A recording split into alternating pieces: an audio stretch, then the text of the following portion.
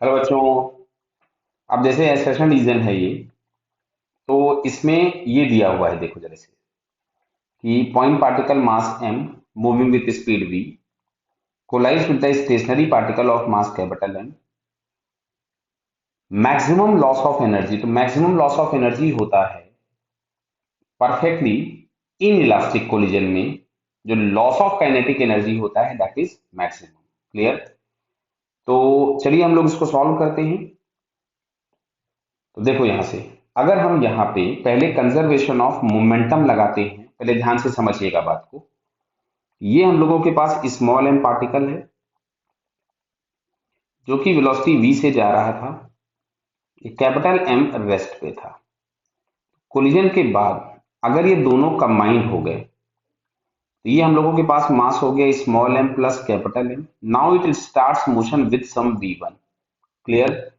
Conservation of momentum बोलता है mv is equals to small m plus capital M into v1। तो यहां से v1 इज इक्वल्स टू हम लोगों के पास मिलेगा m into v upon small m plus capital M। This is the final velocity. Clear? अब हमको चाहिए लॉस ऑफ एनर्जी, बराबर है। तो चलिए हम इसको जरा स्लाइड ऊपर कर लेते हैं। लॉस ऑफ एनर्जी जो अगर हम लोगों को निकालना है, लॉस, समझिएगा बात को। तो लॉस इज इक्वल्स टू हम लोग लिख रहे हैं, इनिशियल एनर्जी थी हम लोगों के पास half M V square, final energy हो गई 1/2 small m plus capital M into v1 square. Clear? तो 1/2 small m into V square minus 1/2 small m plus capital M into v1 square. v1 की value हम लोगों ने ऊपर find की थी, एक बार हम यहाँ वापस दिखा देते हैं आपको। ये लिखा हुआ है v1। क्लियर? तो अब अगर मैं v1 की वैल्यू इस जगह पे पुट कर देता हूं तो यहां से हम लोगों को मिलेगा m square V square upon small m plus capital M whole square. Clear? तो इससे तो ये कैंसिल हो गया। क्लियर भाई? अब इसमें से हमने 1/2 वी स्क्वायर चलो कॉमन निकाल दिया, यहां से बच रहा small m minus small m square upon small m plus capital M। इसको थोड़ा सा हम सिंप्लीफाई करते हैं एलसीएम वगैरह लेकर के। तो 1/2 वी स्क्वायर दिख रहा है small m plus capital M। अगर हम इसमें एलसीएम ले लेंगे तो ये आ गया m square plus small m capital M minus m square. तो ये दिख रहा है कि ये पार्ट तो कैंसिल हो गया, बराबर।